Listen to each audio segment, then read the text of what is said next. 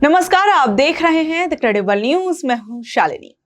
आजकल लगता है कि दिल्ली की मुख्यमंत्री रेखा गुप्ता खुद ही हर जगह अपनी भद्द पिटवा रही हैं। विपक्ष को उन्हें घेरने के लिए ज्यादा मेहनत करने की भी जरूरत नहीं पड़ती, क्योंकि मैडम खुद ही ऐसे बयान दे देती हैं कि सोशल मीडिया वालों को बैठे बिठाए नया मसाला मिल जाता है।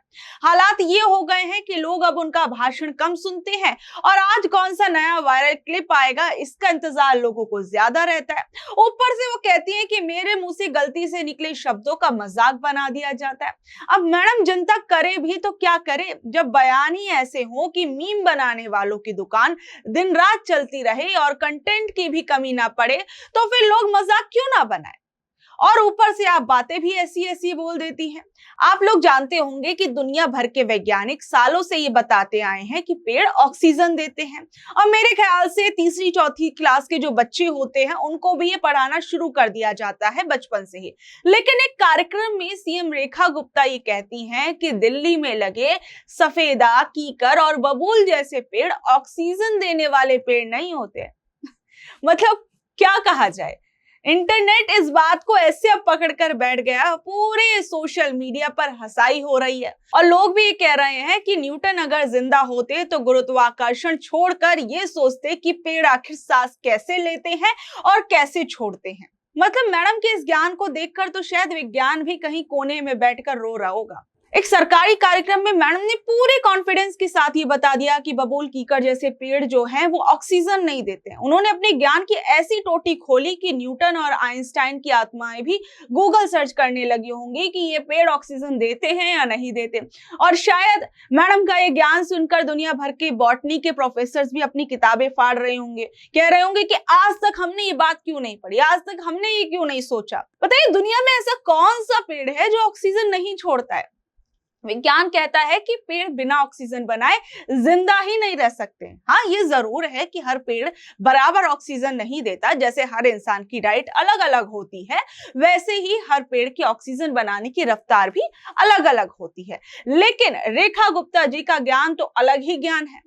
उसे सुनकर तो शायद साइंटिस्ट जो है वो अपना माथा पकड़कर बैठकर सोच रहे होंगे, अपने विज्ञान की तमाम किताबें जो हैं वो खोज रहे होंगे कि आखिर में ये बात कहाँ बोली गई थी और हमसे ये बात कैसे छूट गई।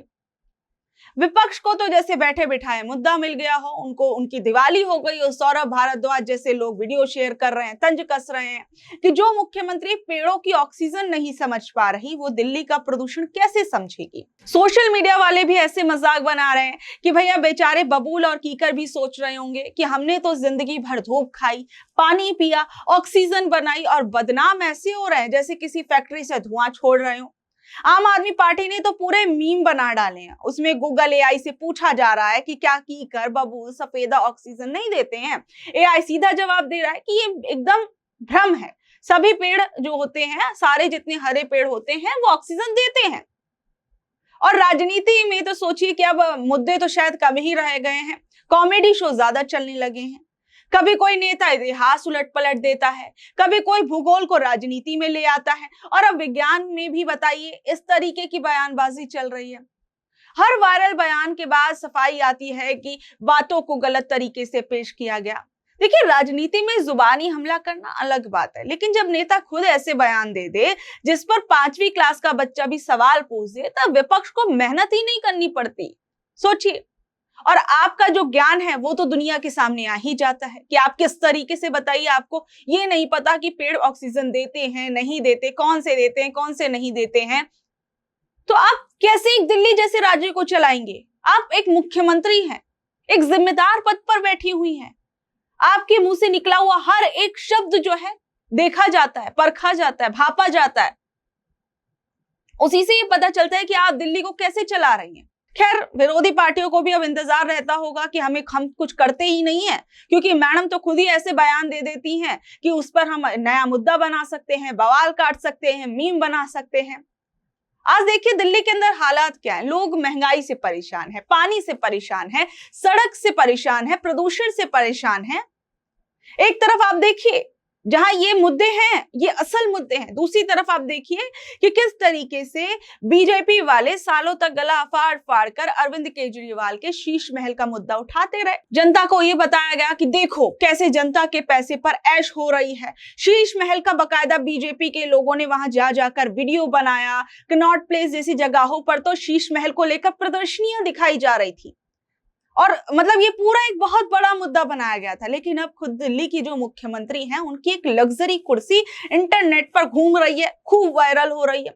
बताया जा रहा है कि ये कोई नॉर्मल कुर्सी नहीं है, बल्कि एक मसाज वाली लग्जरी कुर्सी है। उसमें पैर फैलाने का इंतजाम है, पीछे झुकने का इंतजाम है, फॉर्म कुशन है, लेदर सीट है। मतलब जनता बिजली के बिल में पिस रही है, गंदे पानी से परेशान है और कुर्सी आराम फरमाने के लिए तैयार खड़ी है। खैर, दिल्ली में प्रदूषण कम हो या ना हो, लेकिन मुख्यमंत्री जी कमर दर्द फ्री जरूर रहनी चाहिए। जनता भी हैरान है। एक तरफ दिल्ली में लोग गंदे पानी, टूटती सड़कों से परेशान है, जहरीली हवा से परेशान है। दूसरी तरफ नेताओं की कुर्सियों में मसाज चल रही है। बताइए, उसमें मसाज वाले फीचर लगे हुए हैं। यहाँ आदमी बस में सीट के लिए लड़ रहा है, धक्का मुक्की कर रहा है, सोचता है कि कैसे 2 पैसे का मेरा किराया बच जाए, कैसे भी करके। और नेताजी की कुर्सी खुद पैर दबा रही है। ये तस्वीरें जब वायरल हुई तो आम आदमी पार्टी भी मैदान में कूद गई। सवाल पूछा गया कि आखिर इस कुर्सी की कीमत कितनी है। किसी ने कहा 67,000, किसी ने लाखों में कीमत बताई, कोई 83,000 से ऊपर की है। अब आम आदमी सोच रहा है कि भैया इतने में तो हमारे आधे दिल्ली वालों का पूरा घर सज जाए। बीजेपी समर्थक भी पीछे नहीं हटे। उन्होंने कहा कि मुख्यमंत्री जी क्या 60-70,000 की कुर्सी पर भी नहीं बैठ सकती है? खैर, मुख्यमंत्री जी हैं, कोई शीश महल बना सकता है तो कोई लग्जरी कुर्सी पर बैठ सकता है। अब जनता भी सोच रही है कि बात सिर्फ कुर्सी की नहीं, बात उस सोच की है जहां नेता जनता को सादगी का पाठ पढ़ाते हैं। अभी आपने देखा होगा कि किस तरीके से कहा जा रहा है लगातार कि आप पेट्रोल डीजल कम इस्तेमाल करिए, सोना चांदी मत खरीदिए, और लगातार महंगाई बढ़ती जा रही है। खुद रेखा गुप्ता जी जो है वो मेट्रो में ट्रेवल करती हुई नजर आ रही थी, ये संदेश दे रही थी कि आप लोग जो है ज्यादा व्हीकल का इस्तेमाल मत करिए, पेट्रोल डीजल की बचत करिए। लेकिन क्या वाकई में जो ज्ञान आप जनता को दे रही हैं, आप उसका खुद अनुसरण कर रहे हैं? यहाँ पर एक तरफ हम देखते हैं कि नेता लोग जो है ई रिक्शा चला रहे हैं, कहीं हम देखते हैं साइकिल से जो है वो अपने दफ्तर जा रहे हैं, वहीं दूसरी ओर देखते हैं कि पीछे पीछे जो उनकी बड़ी बड़ी लग्जरी गाड़ियां जो है वो निकलती हुई आ रही हैं, जिसमें नेताजी थोड़ी देर की कैमरे के आगे नौटंकी करते हैं और उसके बाद उन्हीं गाड़ियों में बैठकर फुर्र हो जाते हैं। क्या आप लोगों को बेवकूफ समझते हैं? आज जहां सोशल मीडिया का जमाना है, क्या लोग वाकई में ये चीजें नहीं देख पाएंगे? और खुले रोड पर आप लोग ये सारी चीजें करते हैं। आपके कैमरे में तो बस शायद वही चीजें कैद होंगी जो आप दिखाने की कोशिश कर रहे हैं, जनता को मूर्ख बनाने की कोशिश कर रहे हैं, लेकिन आसपास से गुजरती हुई जनता भी तो देखती है ना। खैर, आजकल तो कुछ वीडियोस ऐसे ही वायरल हो रहे हैं जिसमें नेता को कहा जाता है कि अभी आप थोड़ी देर बैठे रहिए, अभी ढंग से वीडियो नहीं बना है, जिसमें खुद ही लोग बोलते हुए नजर आ रहे हैं। कुछ लोग मजाक में अब ये कह रहे हैं कि केजरीवाल के शीश महल के बाथरूम से सस्ती तो ये कुर्सियां हैं। मतलब अब राजनीति मुद्दों पर कम और कौन कितना महंगा सामान इस्तेमाल करता है, इस बात पर हो रही है। जनता भी मजे ले रही है। कोई कह रहा है कि दिल्ली की हवा जहरीली हो सकती है, लेकिन कुर्सी एकदम प्रीमियम होनी चाहिए। दिल्ली में प्रदूषण कम हो या ना हो, लेकिन मुख्यमंत्री जी का वो AQI वाला आपको ज्ञान तो याद ही होगा, जिसमें मुख्यमंत्री जी ने AQI को टेम्परेचर बता डाला था। तब भी बहुत भद्द पिटी थी, तब भी बहुत ज्यादा इस पर बवाल हुआ था। कॉमेडियंस ने अपनी मैडम जी का खूब अपनी बातों के अंदर मजाक बनाना शुरू कर दिया था। दिल्ली की जनता भी कह रही थी कि क्या हमसे कोई भारी गलती हो गई है, मिस्टेक हो गई है। लेकिन अब पेड़ों को लेकर जो उनका नया ज्ञान सामने आया है वो भी खूब वायरल हो रहा है। आप सोचिए कि दिल्ली के अंदर आप बहुत सारी ऐसी तस्वीरें आ रही हैं, इतनी ज्यादा भीषण गर्मी पड़ रही है कि लोग जो है वो परेशान है पीने के पानी के लिए। पहले तो पीने का पानी आ नहीं रहा है, और आ रहा है तो इतना ज्यादा गंदा है, इतना सड़ा हुआ पानी है, उसमें से बदबू आ रही है कि लोग बेबस नजर आ रहे हैं। लोग ये पूछ रहे हैं कि क्या हमारी मुख्यमंत्री खुद आकर ये पानी पिएंगी जो हमारी दिल्ली की जनता के लिए उन्होंने दिया हुआ है? क्या उनमें इतनी हिम्मत है कि वो सड़े हुए पानी को पीकर दिखा सके जो आम जनता के लिए वो पानी दे रही हैं?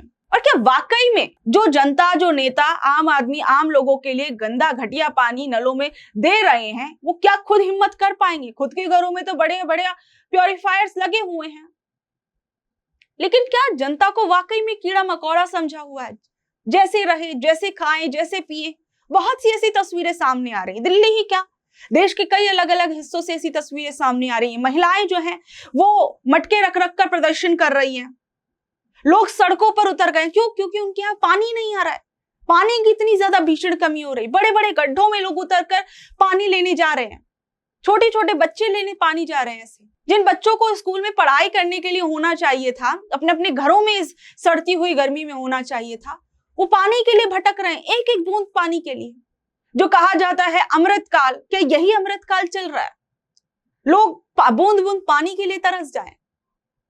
खैर, अब जो कुछ है दिल्ली के अंदर, जो कुछ चल रहा है, मैडम ने जो कुछ बोला वो मैंने आपको बताया। देश की इस स्थिति पर क्या कुछ कहेंगे और नेताओं के इन बयानों पर आप लोग क्या कुछ कहेंगे, नीचे दिए कमेंट बॉक्स में जरूर बताइएगा। और ऐसे अपडेट से जुड़े रहने के लिए देखते रहिए द क्रेडिबल न्यूज। मैं हूं शालिनी, धन्यवाद।